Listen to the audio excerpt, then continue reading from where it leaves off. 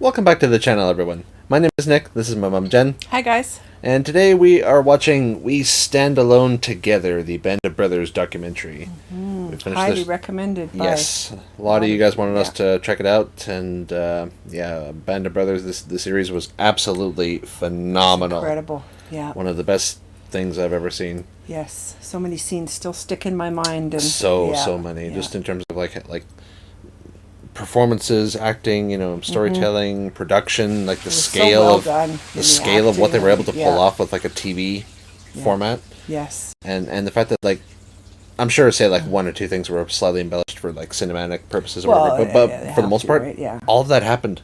All of that was real life. I know. Those are real people who in I real think that's events. why it resonates so much more is because it's true.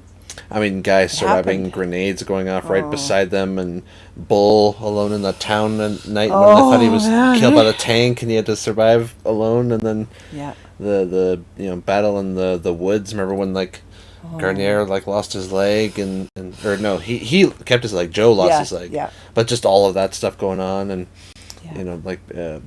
the final episode sort of like standing in the bones of Hitler's empire, just going through like the eagle's nest and Germany and all that stuff, and just that bit at the end when they sort of said where everyone they went after the war and jobs and such, and that we got a lot of updates and information from a lot of helpful info from you guys. Thank you so much for that. That's really very enlightening. But I'm really excited for this because I want to get more kind of the real story from the real men who lived through it. We got a little bit in the beginning of each episode, but I just want to kind of take a dive on in. So with all that being said, guys, let's check it out. All I remember is a tremendous blast and a flash. And the next thing I knew, I was laying on the ground in the snow, and I tried to get up. And when I tried to get up, only thing I could see were the broken ends of my legs. Oh, God. And then the next thing I thought of was my mother. Oh. And I thought, what's she going to say? Because I was an only child. Oh, man. It's so interesting that somebody was filming, too, right? Yeah. Yeah, because in the last episode, Dick, remember he was talking to Nixon, he found like the unit photographer or whatever, and he found like photos of them. Yeah. And what a journey they went on, like all through Europe. Like you basically get the war in miniature with just this one unit. Like, My name is C. Carwood Lipton. I was born in Huntington, West Virginia. Grew up in Huntington. I was born in a town named Inchelium, Washington. It's on an Indian reservation up in northeastern Washington. My name's J.B. Stokes. I was born close to Bonham, Texas. My nickname was Babe. And my mother, she was a little Irish broad, red hair, fiery. Great woman, great woman. Born and raised in South Philadelphia, where the times were tough. Mom had 10 children, so you had to work to survive. There's a work ethic that the Pennsylvania Dutch in this particular area are very proud of. I was the oldest one, so I sort of branched out on my own. When I was 19 years old in 1941. On December 7th of 41, we were in a store and a guy, he says, the USA is in a war with Japan. And we was proud to be paratroopers. And we was proud to be working with the guys we were working with. Well, I mean, they were some of the first of their kind, Yes. Shifty. You know those people better than you will ever know anybody in your life. I mean, you know them right down to the final thing, And that comes when you start your training. Some of them lost as much as 40 pounds. Whoa. But I didn't have nothing to lose. I weighed about 130. If I lost 40 pounds, I wouldn't have been big enough to stay. Of course, the name Currahee, as I understand it, means we stand alone together. That's Felt like a bird flying in the air. Broke my foot on the first one. They're dropping 16 into this second. I can remember just like it was yesterday. Talk about bad luck. Yeah. There was a bunch of guys out there that already made their jump, and they was all hollering, "You're gonna be sorry," you know. And you'd go through that, you'd pack it one day and jump the next day. You had all night to think about it. Did I do this right? Yeah. When you walk up that gangplank, you know you're gone. Yeah. Might never come back. You're going to be jumping behind the enemy lines. What do you expect? You have no idea. That'll make anybody stand and search his soul for. Yeah. Well, like you said, they were prepared mentally, but you can't be until you're in it, right? You can be told all about like the threat or anything, but That's when you felt that this is it. We did not know which day. We did not know where we were going to jump onto. I cannot imagine the fear in those men's hearts, knowing that like the next day you're going into Normandy. Tanks and trucks and fields and fields and fields of them. I had no idea that there was that much. Yeah. It's one of the single largest military operations in human history. Like,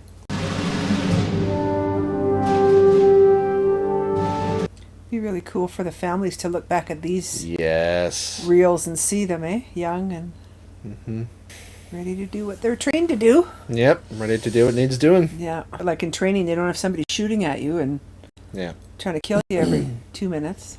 Remember that shot at the end of the first episode when they're all just staring into the camera before they fly off? Yeah. At the time, I had no feeling whatsoever. Like I said, my feelings was for my brother who was killed. Oh, yeah. And that's when I jumped on D-Day, I swore I was going to kill every damn German I came across. And that's why I think they nicknamed me Wild Bill, because I did a lot of killing D-Day. Oh, boy. I can imagine, yeah. Remember, because he found out like right before they left. There was a certain relief, I think, when the green light came on and everybody said, "Let's go." Man, I jumped up on a run and hit the static line with the hook and out the door, you know, and at least then you're doing something. You're not just standing there waiting for something to happen. Yeah. Only I was gone out and my leg was in. Oh no. And upside down.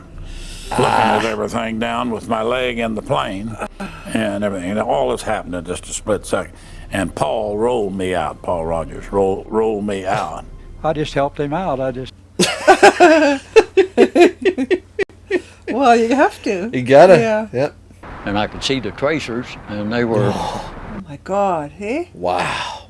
And then there I was with a trench knife and a canteen and about 6 candy bars in my pocket, ready to fight the German army. Whereas on the beach, those people coming in on those boats, those Germans had those big guns aimed right at them, you know, and just waiting on them.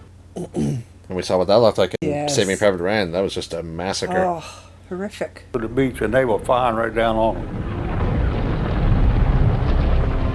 Wow. That same beach, you know. Just... yeah. We knew where everything was. We knew it cold. Yeah, that was their first sort of battle test, as it were, you know. Come over there, and I said, well, he's going to miss me. And that thing fell right down in that trench with me. Oh, Jesus. Does he holler help? No. He hollers, "I'm sorry, Lieutenant. Oh. I goofed." I felt like I'd kind of let him down, but, you know, that's neither here nor there. My God. It's beautiful. Aww. Dedicated to his company, to his buddies, that he apologizes for getting hit. But that's the kind of guy he was, and that's the kind each one of them was. They were all the same.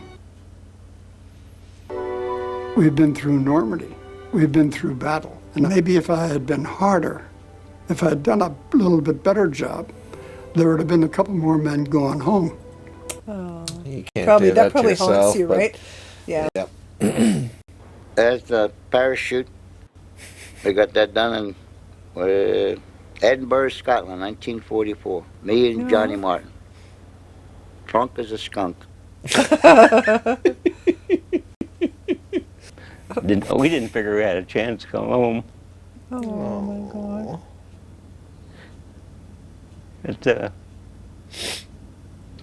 yeah, but we thought, well, hell, the war's just starting. And Christ, we're 50% not gone now, so it's a long haul. There were young kids that came in, and for some reason, I don't know why, they were the first ones killed.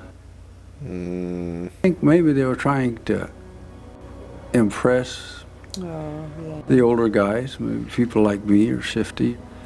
We were in awe of them. They were wearing infantry badges, you know, their uniform. They had a star on their jump wings. They were like heroes to us, you know. That's how we looked at them. Oh yeah, would be. But I got right there to where I didn't want to be friendly with replacements coming in because, God, I didn't like seeing them get killed. Yeah. And we were wondering if we were ever going to get to go. And then, of course, it got to be September. Oh. Yeah, I remember this didn't go as so well. No. Yeah. And taking hours to get there, the few German troops that were to secure this bridge had plenty of time to set their charges to blow the thing up. It was just marvelous, their reaction. They loved Americans and still do. Coming in there and pushing the Germans out. Yeah, I remember the enthusiastic welcome they got all through the town. Yeah. 4 years. Wow. They call us angels from the sky, which we were. I mean, you were under German occupation for 4 years. Mm-hmm. And it was hard to even get down the streets because the people were out there swarming all over us trying to congratulate us for being there and all that. And they hugged you and kissed you. And these boys have been away from their loves for a while, so. Remember some guys were like covered in lipstick? Yes. And I sort of peeked over. When I peeked over, I see a hand there with a potato masher. Oh, geez. Oh no. I ducked down, it hit my helmet and bounced off. So when that thing bounced off my helmet, I hollered out to the guys below, live grenade. If Lesniewski hadn't hollered live grenade, and I had enough sense to know that that's that grenade that hit my rifle and is laying right in front of me, in my face practically, I know I'd have either had my head blown off or I would have definitely been blind. There's no question about that, not any question, because I just got turned just part way and it exploded, and then it caught me in the face, neck, left arm, under the arm, in the shoulder blade. I hollered for them to, take off. I said, get the hell going back. To think that you're like 1 second late or one turn and you're just dead. Jim Campbell might be alive today. If he hadn't have said to me, Efren, you stay here with your gun. I'm going up. And I never, I sleep on it, I eat on it, I never forgot that. Aww. So many things would haunt you. So bad, all your life. You gotta remember what one guy did because he thought it was his job to do, and he took a shot for you. Yeah. We didn't realize at that point that you're only going to be off the line for a few days and you're going to be facing Bastogne. Oh, Christ.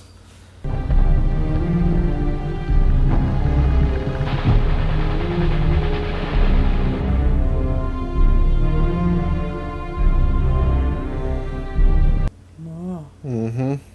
Yeah, I mean, the Germans threw absolutely everything they had at the Allies.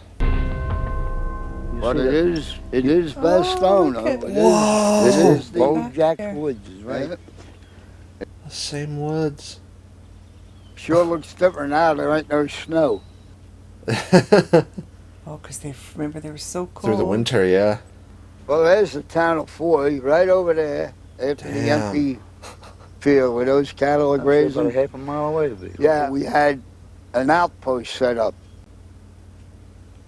You just dove in the hole and just pray. That's it. If it comes in, you ain't going to know it. You ain't going to know We it. lost Muck and Pentella over on this. Yeah, I remember that. Like, landed in their foxhole. Like. Yeah. Just made mincemeat out of them. Georgie was come over and he hollered, I can't see nothing of them. There's nothing there. They were all gone.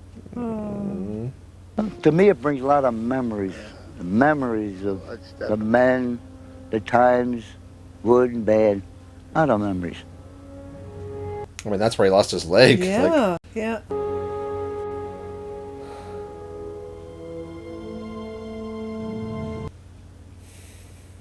Even today, a real cold night, we go to bed and my wife will tell you that the first thing I'll say is, I'm glad I'm not in Bastogne.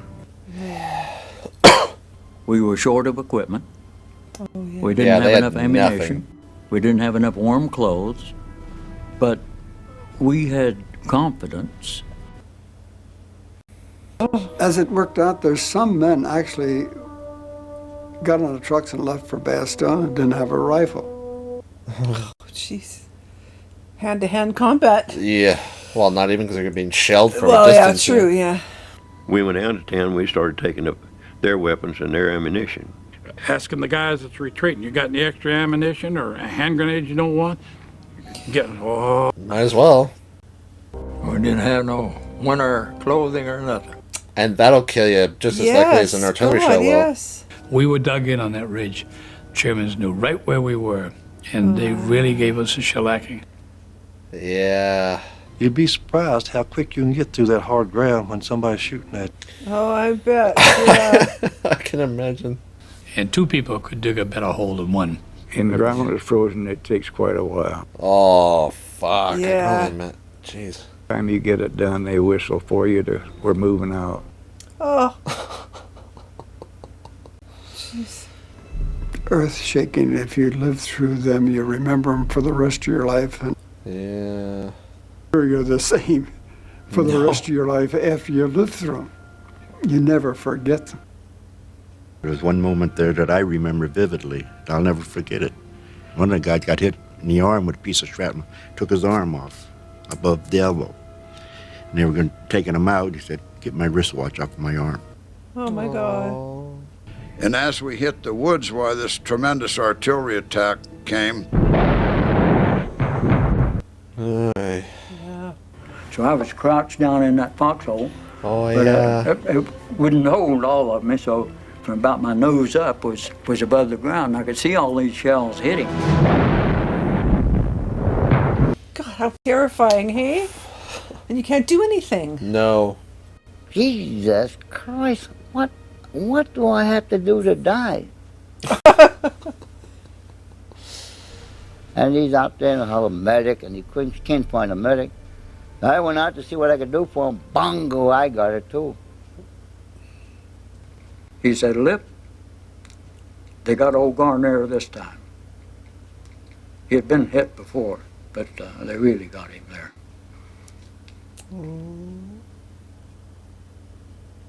They brought a Jeep down and we put them on stretchers and I better not talk about it. Yeah, better not talk about it. They're terrible. We had lost some very good men there. Toy and Garnier had lost their legs there. A number of other people were killed. It was difficult. Well, and Buck was out of commission. Remember, he was all... Felt glad for them. We felt happy for them. He had a ticket to get out of there, and maybe a ticket to go home. And when we had a man who was killed, we found that he was at peace. And he looked so peaceful. We're glad that he found peace. But I never did wonder, never give it much thought. You just live from day to day. Keep your fingers crossed, and that was it.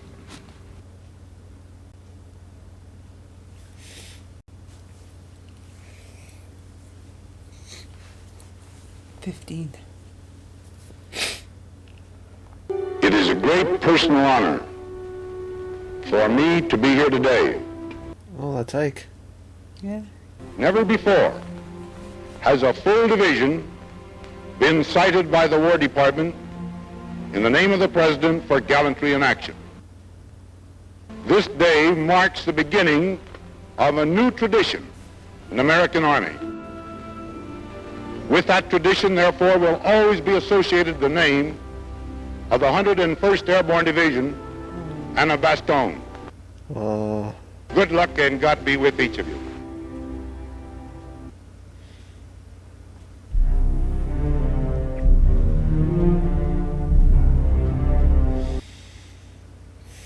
And he built his eagle's nest, his penthouse, on top of the Alp to, I'm sure, relax and confer with his staff, because they all followed him to Birch's Garden. This was their final retreat. Rembrandt and all those people, you know, and hanging on the wall, you know, of course, old soldiers like us, we don't recognize a painting when we see it. First Airborne Division uncovers Hermann Goering's personal art collection. Oh. Wow. Chamber. 1,200 artworks worth untold millions are included. The treasures will go back to rightful owners in pillaged nations. Wow. We found a warehouse full of gin and vodka and stuff like that. It wasn't much whiskey. Those people don't like whiskey. Took it all and set up a bar. Had 7 truckloads of champagne and cognac out of the Jesus Christ. wine cellar out of the Eagle's Nest. Yeah. 7 truckloads. So we stayed pretty well oiled for a while. I can imagine. I started drinking it one day, and I drank it till about midnight that night. I went to the barracks, went to sleep. I didn't wake up the next day. Oh, no. We just fell out in line formation in our underwear. That would have been a sight. Yeah. I had no problem with looting because of the fact that I had come down through Germany and I had seen the Holocaust. Oh, yeah.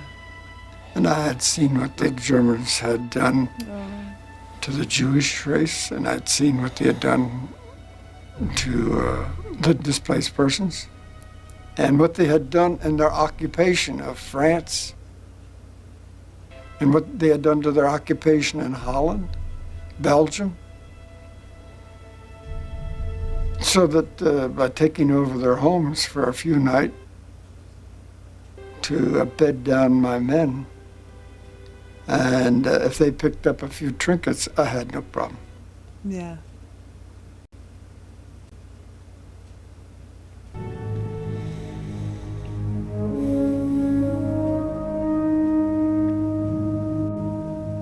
I just realized I was born on the 50th anniversary of the surrender. Oh, wow. You're right. Huh.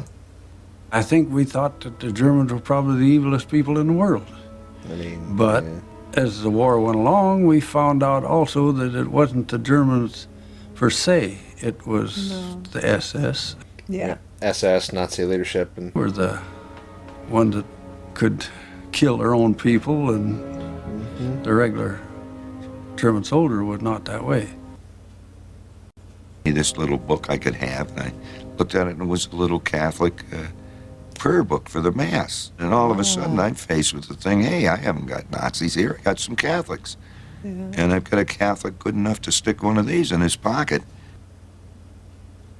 That man and I might have been good friends. We might have had a lot in common.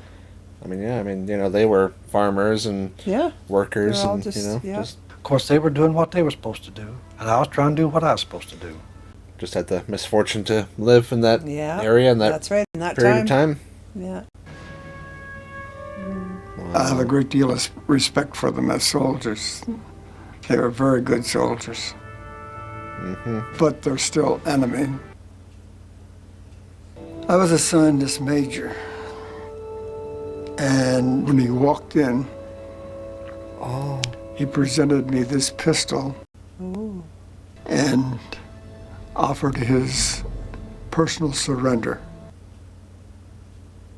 But it wasn't until later, when he had given me this pistol and I had a chance to look at it carefully, that I realized this pistol had never been fired.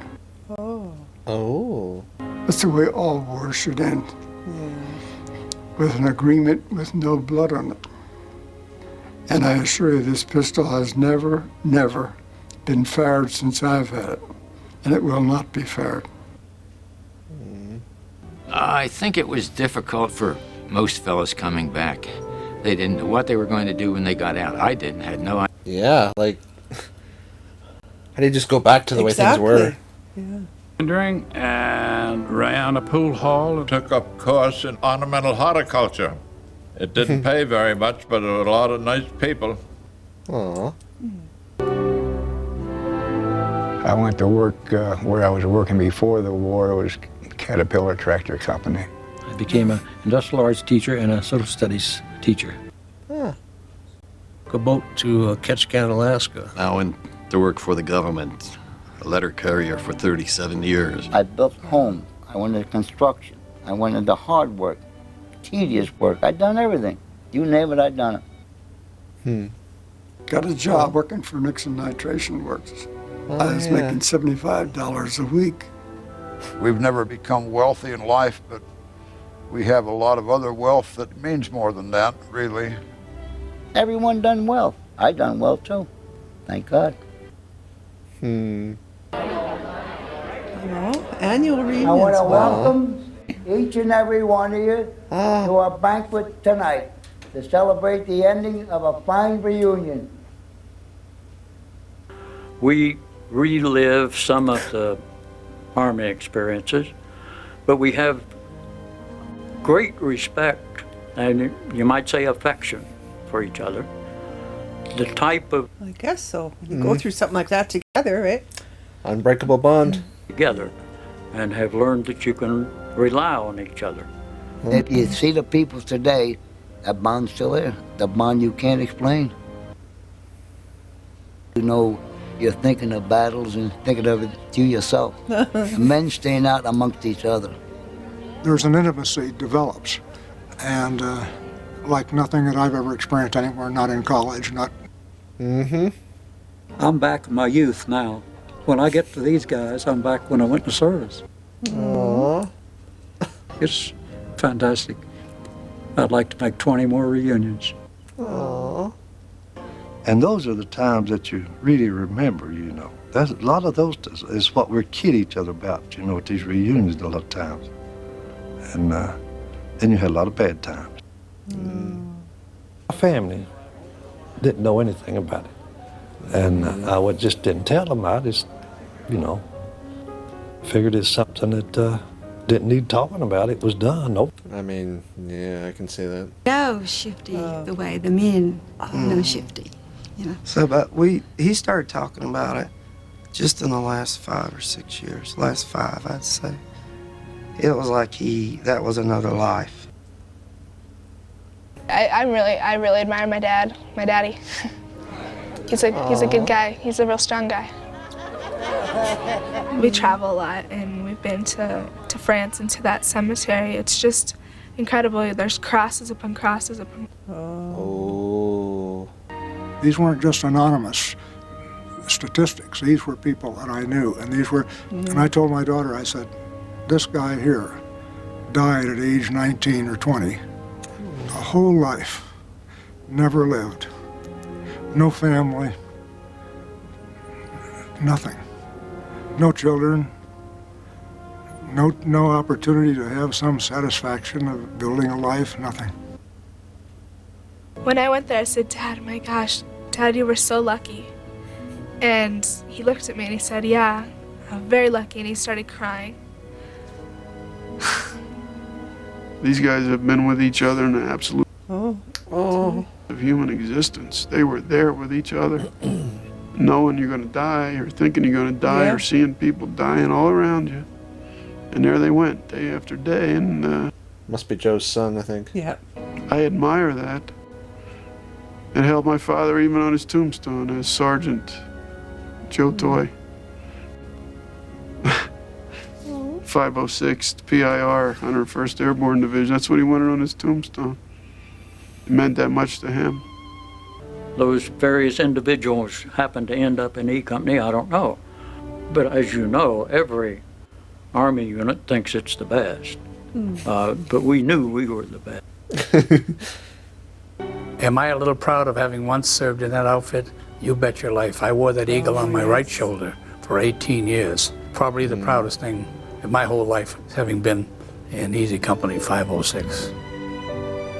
Well, they made such an impact, right? Yeah.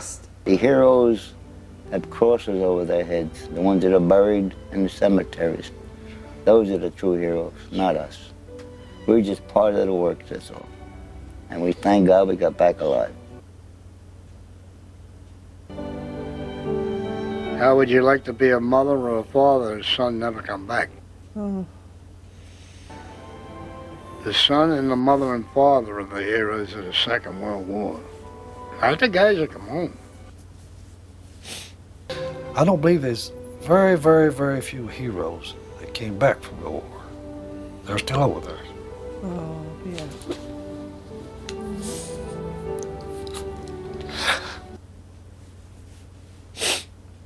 Do you remember the letter that Mike Ranney wrote me? Do you remember how he ended it? I cherish the memories of a question my grandson asked me the other day when he said, "Grandpa, were you a hero in the war?" Grandpa said no.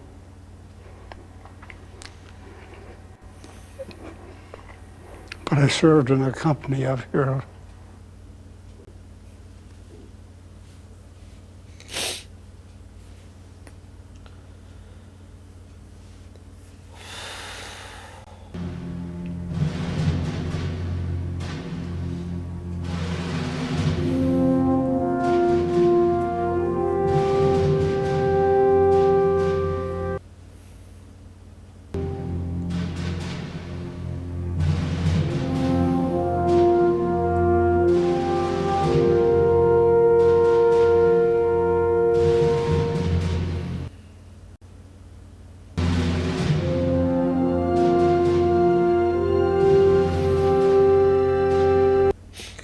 What day did they go in there? D-Day was 43 or 44. Okay, a lot of them on June the 6th here. Actually, yeah, I want to say 44.